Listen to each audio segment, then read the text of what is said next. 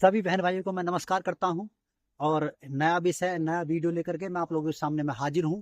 क्योंकि मैंने एक एक वीडियो जो बनाई थी, मैंने ये बनाई थी कि कहाँ अपनी बहन बेटी लड़कियों की शादी नहीं करनी चाहिए। तो कुछ लोगों के कमेंट थे, कुछ लोगों की बातें थी कि आप एक बार बताइए कैसी लड़की से शादी नहीं करनी चाहिए। क्योंकि उन्होंने मुझसे बोला कि आपने लड़कियों को तो बना दिया कि ऐसी जगह शादी नहीं करनी चाहिए, लेकिन लड़कों के लिए भी तो बनाओ कि लड़कों को कैसी लड़की से शादी नहीं करनी चाहिए। तो बहन भाइयों, ये वीडियो लेकर के मैं ये विषय लेकर के मैं आ गया हूँ कि लड़कों को कैसी लड़कियों से शादी नहीं करनी चाहिए। इस वीडियो में हम इस विषय में यही चर्चा करते हैं। तो जैसा कि बोर्ड पर लिख रहा है कि कैसी लड़की से शादी नहीं करनी चाहिए, तो यहाँ पर 5 पॉइंट हैं जिन लड़कियों से हमें शादी नहीं करनी चाहिए।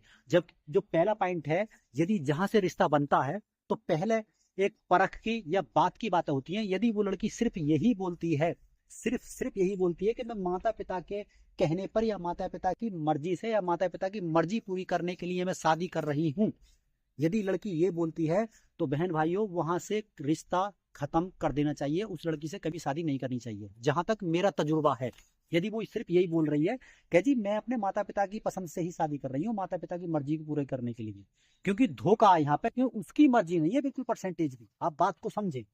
दूसरा पॉइंट ये है, किसी प्रकार की यदि वो मांग डिमांड ज्यादा करती है, यदि बिना आपको जाने परखे बोलती है या रिश्ता होने के बावजूद भी मांग डिमांड ये करती है इधर उधर की, मेरे को ये भी ज्यादा चाहिए, मेरे को ये भी ज्यादा चाहिए, मेरे को ये ऐसा घर चाहिए, मेरे को वैसा चाहिए, मेरे को सिटी में रहूंगी या मेरे को रहूंगी, तो बहन भाइयों ये भी सच है। वहां पर भी उससे भी शादी से बचना चाहिए, क्योंकि जब डिमांड पहले टॉपिक पर भी है तो आगे जाके आपके लिए खतरा है।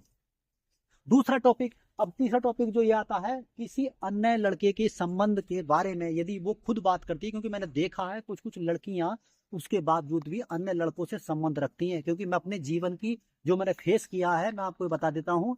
महलकपुर पागोड़े के पास में मेरे एक लड़की से रिश्ता हुआ था। तो वो लड़की करेक्टली जितने टाइम में मेरे साथ बीता, मुझसे ज्यादा बात किसी और लड़के से करती थी, क्योंकि वो जो मतलब डबल क्रॉस बोलते हैं जिनके लिए। तो उन लड़कियों को भी आपको देखना परखना है, क्योंकि ये लड़कियां जिंदगी को तबाह कर देती हैं। उनको इससे कोई मतलब नहीं होता है कि किसी का दिल कितना दुख रहा है, किसी के दिल पर कितनी मतलब ये ठेस पहुंच रही है, उनको कोई मतलब नहीं होता है। ऐसी लड़कियां सिर्फ अपने ही मतबल का उल्लू सीधा करने वाली होती हैं। उनको मान सम्मान गरिमा का कुछ नहीं होता है, और ऐसे ही फिर उनके माता पिता होते हैं या उनकी मजबूरी बन जाती है कि अपनी बेटी की ये कमियां छिपाना। तो ऐसी लड़कियों से भी बचें जहां पर किसी अन्य के जो अन्य लड़के से संबंध के बारे में बात हो। या हाँ, पर एक बात मैं तुमसे कहूंगा कि उस चीज को जांच लेना, परख लेना कि यदि लड़की उसके तुमसे संबंध बनने के बाद भी वो कदम रख रही है या नहीं रख रही है। यदि कदम रख रही है तो त्याग देना चाहिए, क्योंकि उसके तो मैं बता दूं आपको, मुझे कहना नहीं चाहिए, उसके तो मैंने अपनी आंखों से कम चार चार लड़कों के ऐसे कॉन्टेक्ट थे जो कि मिलने का भी और फोन नंबर पे बातों का भी मेरे पास रिकॉर्डेड था।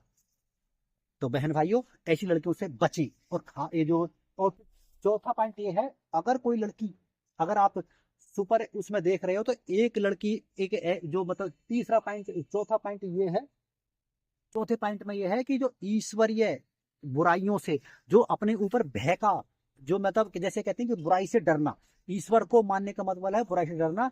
जो ईश्वरीय आस्था में विश्वास रखती हूँ, जो या मैं ये तो ही मानूंगा किसी देवी देवता को मानती हो फिर भी कोई बात नहीं है, लेकिन वो डरती हो कि यदि हम ऐसा बुरा करेंगे तो ईश्वर हमको सजा देगा, तो ये ऐसी लड़कियों से हमें शादी करनी चाहिए। यदि ऐसा है वो किसी से नहीं डर रही है, मान के चलिए वो सोच रही है कि बस मैंने जो करा कोई भी ये मेरे लिए कोई सजा नहीं मिलने वाली है, या फिर ये है कि मन मन में मैंने पाप कर दिया, और वो लड़की बोल रही है कि मैंने पाप तो कर दिया आपके लोगों की निगाहों में, मन मन में कह दूंगी मुझे क्षमा करो।